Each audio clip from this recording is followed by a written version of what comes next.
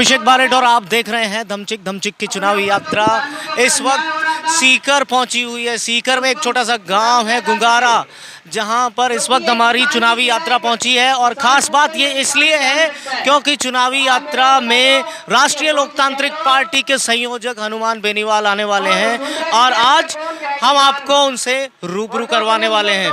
यहाँ मेरे चारों तरफ आप बहुत सारे लोगों की भीड़ देख सकते हैं जो हज़ारों में हैं, उनका इंतज़ार हो रहा है इस वक्त। और इस वक्त जो है ये अपने आप में एक बड़ी अहमियत रखता है। राजस्थान की सियासत में हनुमान बेनीवाल जो हैं वो पहुंचने वाले हैं और उनका इंतज़ार जो है वो पूरे जो लोग हैं यहाँ पर बैठे हुए हैं, जो सियासत को समझना चाहते हैं, राजस्थान की सियासत में नया क्या होने वाला है वो उस बात को समझना चाहते हैं। राष्ट्रीय लोकतांत्रिक पार्टी का अस्तित्व क्या होगा ये समझना चाहते हैं और उसकी अगुवाई के उसके जो मुखिया हैं वो हनुमान बेनीवाल जो हैं वो थोड़ी देर में यहाँ पर पहुँचने वाले हैं। हज़ारों की संख्या में यहाँ पर आपको लोग नज़र आ जाएंगे, महिलाएं नज़र आएंगी और बहुत सारे लोग जो हैं वो उनको देखने की चाहत से यहाँ पर पहुँच रहे हैं। इसी मंच पर कुछ देर बाद में हमारे साथ में हनुमान बेनीवाल होंगे। हम आपको सुनाएंगे भी हनुमान बेनीवाल की जो बातें हैं वो भी आपको सुनने के लिए मिलेंगी धमचिक पर। और आप एक अनूठा जो अनुभव है वो धमचिक पर ले पाएंगे। एक्सक्लूसिवली हम आपको थोड़ी देर में दिखाने वाले हैं जब हनुमान बेनीवाल यहाँ पहुँचेंगे। बहुत सारे नौजवान जुटे हुए हैं, मैं चाहता हूँ मेरे सहयोगी से कि वो उनको दिखाएं जो घंटों से इनका इंतज़ार कर रहे हैं। और कुछ ही देर में हनुमान बेनीवाल यहाँ पर पहुँचने वाले हैं, हम उनसे आपको रूबरू भी करवाएंगे और युवाओं की जो एक्सपेक्टेशन है उन पर हनुमान बेनीवाल क्या बोलने वाले हैं, वो उनसे क्या चाहते हैं, वो हम उनसे आपको अवगत कराएंगे। कुछ युवा जुटे हुए हैं, शायद ये हमसे बात कर पाएं। स्वागत है आप सब लोगों का। हनुमान बेनीवाल का कितनी देर से इंतजार कर रहे हैं आप लोग? 2 बजे से हनुमान बेनीवाल का इंतजार कर रहे हैं यहाँ। अच्छा, इंतजार करते हुए मुश्किल नहीं हो रही है? बिल्कुल नहीं हो रही है, रात को 2 बजे तक कर सकते हैं हम तो। ये हमें एक बहुत बोल्ड नेता मिला है, पूरी रात भी निकल जाए नो प्रॉब्लम। और मतलब जब तक वो नहीं आएंगे तब तक डटे रहेंगे, जमे रहेंगे। दूसरी रात भी आ जाए तो नो प्रॉब्लम। दूसरी रात आए तो भी जमे रहेंगे आप लोग। ऐसा नेता है जिस पे ढंग से विश्वास कर सकते हैं। अच्छा, ये विश्वास क्यों? ये विश्वास इसलिए है कि ये कोई पार्टीबाजी नहीं कर रही है, टिकट के लिए किसी के पीछे घूम नहीं रही है। ये एकमात्र नेता है जो जनता के बीच में बैठते हैं और जनता के लिए काम करते हैं। इनकलाब जिंदाबाद, जिंदाबाद। ये इनकलाब आपके हिसाब से इनकलाब आने वाला है राजस्थान की सियासत में? बहुत ज्यादा आने वाला है सर। हनुमान जी ने जो कदम उठाया है वो बड़े सोच समझ के उठाया है, सभी कम्युनिटी को साथ रखते हुए। इन लोगों में जो ये हनुमान बेनीवाल जी हैं उनका प्रमुख लक्ष्य क्या है कि भी किसान को मुख्यमंत्री बनाया जाए हैं। और पूरे राजस्थान की सियासत यही होती है कि भाई किसान मुख्यमंत्री नहीं बनना चाहिए। क्यों? किसान ने किसी का बुरा किया है? क्यों नहीं बनना चाहिए? क्यों नहीं बनना चाहिए यार? सियासत जो जाने वही मुख्यमंत्री है सर, थोड़ी है जो भला कर सके वही मुख्यमंत्री। सियासत तो एक दीगर बात है, इससे एक अलग बात है। मुख्यमंत्री लोकतांत्रिक व्यवस्था में कोई भी बन सकता है, कोई भी बन सकता है, लेकिन इन लोगों की ये सोच हो गई है कि किसान को बहुत दूर रखो। आप हनुमान बेनीवाल को किसी खास वजह से पसंद करते हैं, ठीक है? ये बोर्ड प्रतिनिधित्व है, ये बगैर किसानों को साथ लेकर चलने वाले एकमात्र नेता है। और सबसे बड़ी बात क्या है, ये बगैर कोई जात पात का भेदभाव करे। आप थोड़े से नाराज होंगे, लेकिन शुरू में कुछ लोग जब पूरे राजस्थान में हमारी चुनावी यात्रा गई, हमने लोगों से सवाल पूछे तो कुछ जाट नाराज भी हुए। उन्होंने कहा कि शुरू में हमारी बात हुई और फिर 36 कौम की। एक जाट की बात नहीं है, ये किसान की बात है और किसान का मुद्दा लेके चल रहा है। और किसानवादी आदमी है और किसान हर जाति का किसान होता है, चाहे ब्राह्मण हो, चाहे मियों हो, चाहे जाट हो, चाहे राजपूत हो, हर आदमी किसान है। आपके हिसाब से किसानों के सपने इस बार पूरे होने वाले हैं? आप अपना नाम बताएं। किरण कुमार। तो आपके हिसाब से किसानों के सारे सपने पूरे होने वाले हैं इस बार? पूरे सपने जो बोलेंगे वो पूरे होंगे, लेकिन वादा करेंगे वो पूरे आप सपने होंगे। सरकार कैसे बना पाओगे? सबसे बड़ा सरकार सवाल बनाएंगे। केजरीवाल जी ने सरकार नहीं बनाई क्या? दिल्ली में केजरीवाल जी ने, लेकिन उन्होंने बाद में बहुमत साबित किया था। बहुमत साबित कर देंगे। सब आ जाएंगे हमारे साथ।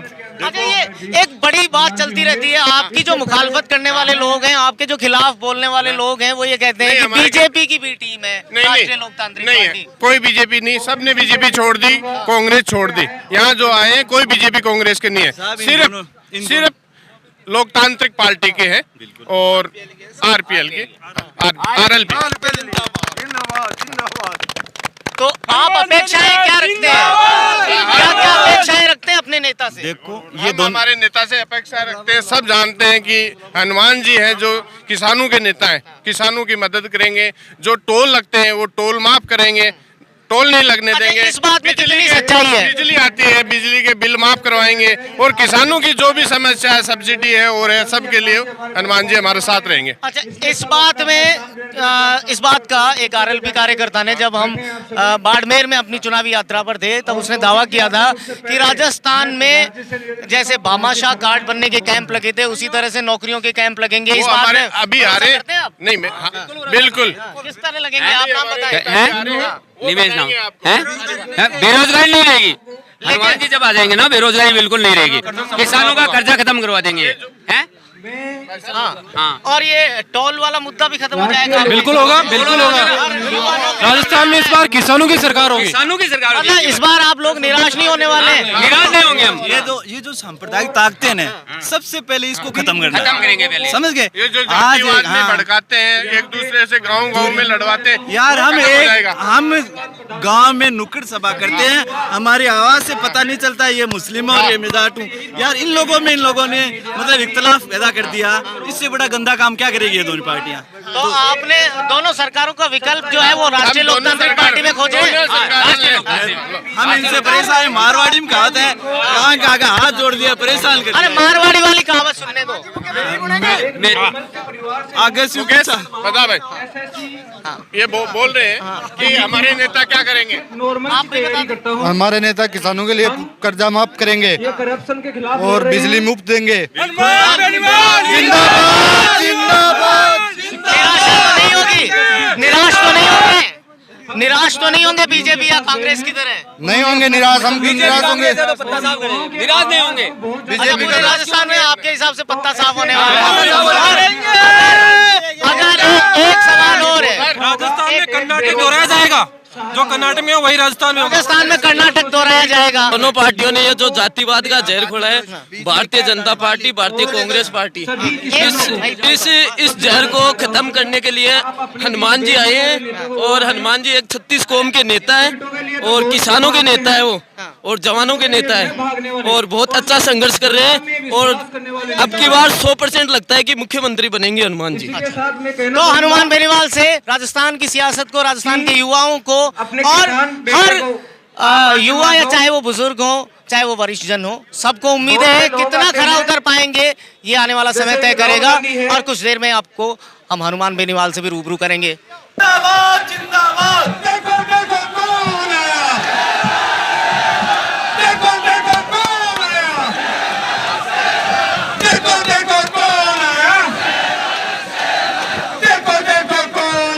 शेर आया, शेर आया। गुंगारा गांव के अंदर जो आपने जानदार शानदार कार्यक्रम आयोजित किया और 3-4 घंटे में देरी से पहुंचा, इसके लिए तो मैं क्षमा प्रार्थी हूं। और मैं विशेषकर मेरी माताएं बहनें और जो छोटे बच्चे बैठे हैं, मेरी बड़ी इच्छा थी कि गुंगारा के अंदर हेलीकॉप्टर उतारूं। मैं हेलीकॉप्टर लेके भी आया था, लेकिन अंधेरा नवलगढ़ के अंदर पड़ गया था और अंधेरे में हेलीकॉप्टर उड़ता नहीं, ये तो ध्यान है ना आपको। अंधेरे में अगर उड़ता तो मैं ले आता, अंधेरे में उड़ता तो हेलीकॉप्टर मुझे छोड़ के वापस चला गया। लेकिन मैं धन्यवाद दूंगा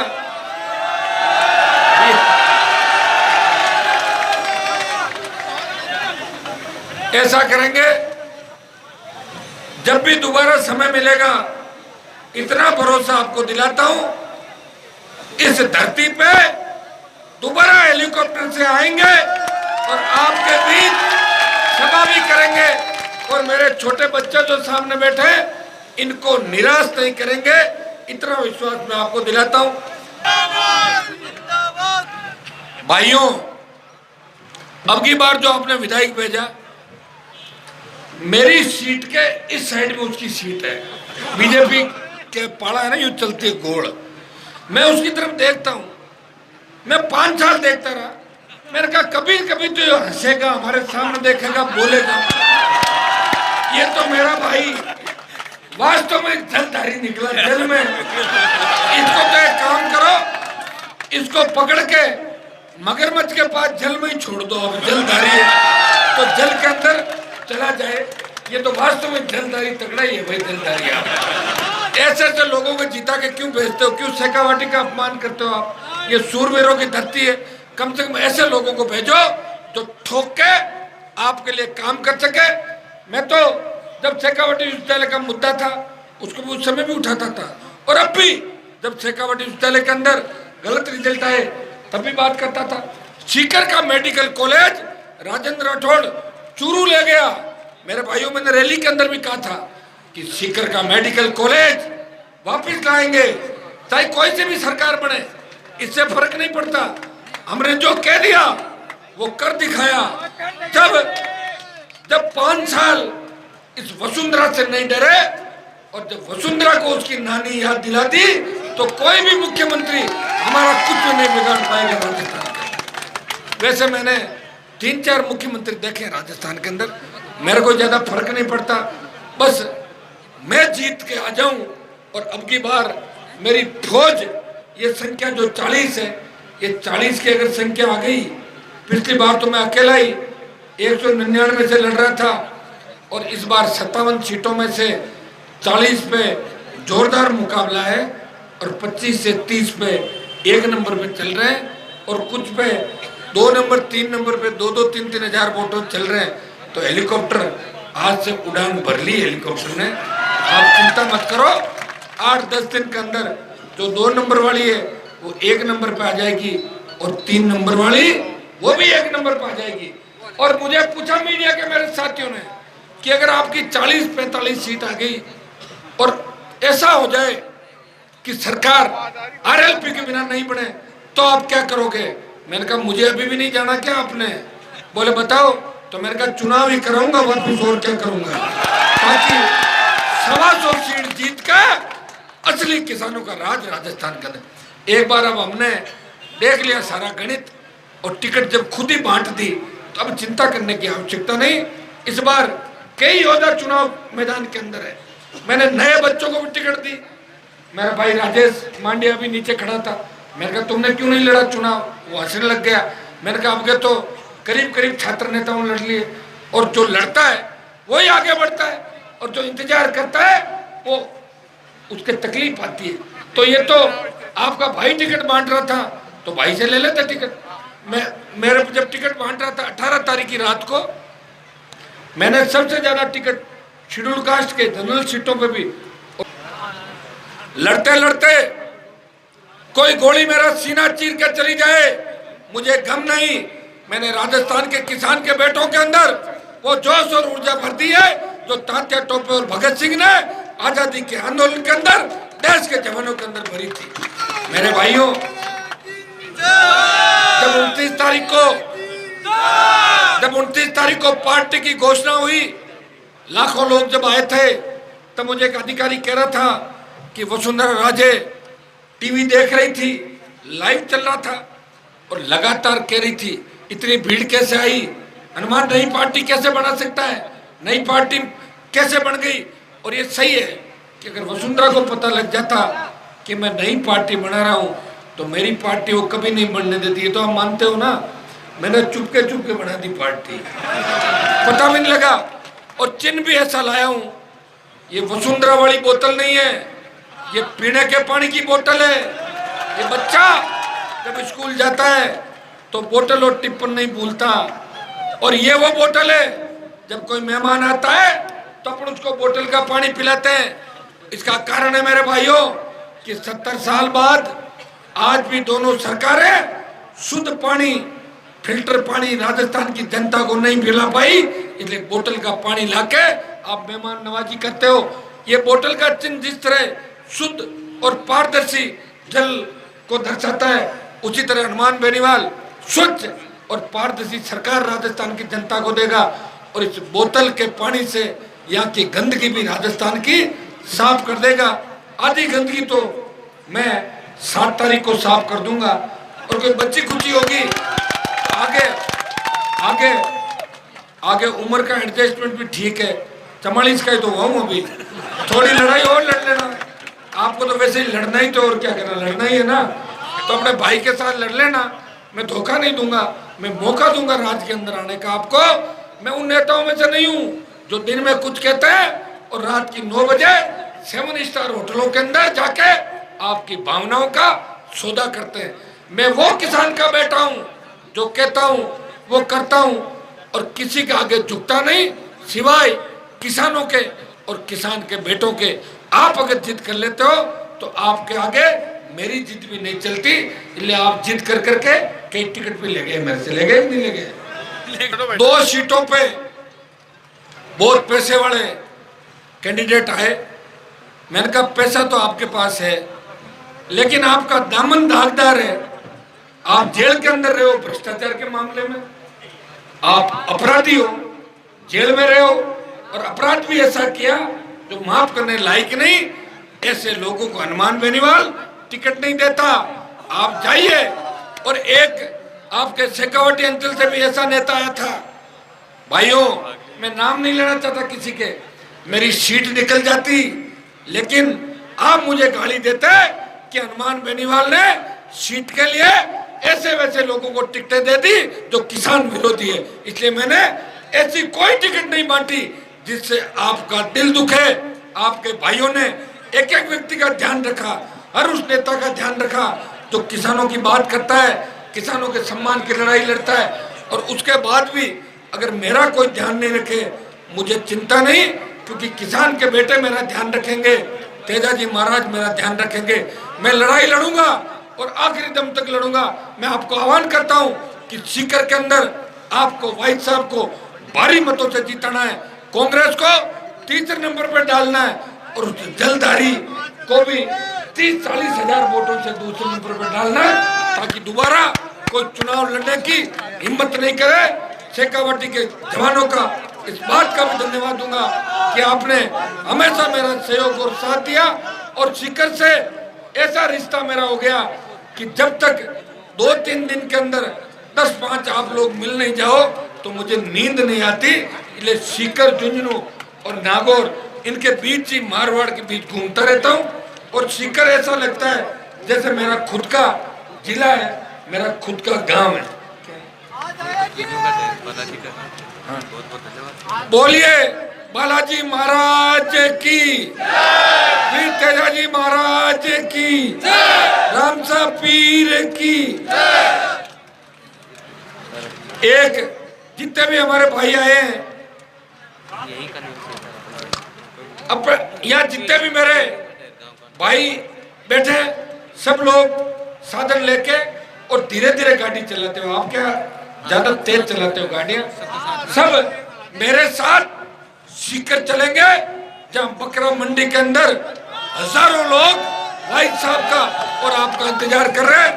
आपको मैं धन्यवाद दूंगा मेरे भाइयों को। पीलियों का ढेर और आसपास के इलाके से जो भी मेरे भाई पधारे, इस गांव के मेरे भाइयों का, नौजवानों का और माताओं बहनों का, इधर हटो थोड़ा सा, माताओं बहनों का हेलीकॉप्टर लेके नहीं आ पाया। माता जी भरोसा दिलाता हूँ दोबारा हेलीकॉप्टर इसी गांव में, बच्चों दोबारा उतारूंगा हेलीकॉप्टर आपके बीच और दिन में उतारूंगा। आराम से सब लोग फोटो खींचना हेलीकॉप्टर के साथ। बहुत बहुत आपको धन्यवाद। जय हिंद।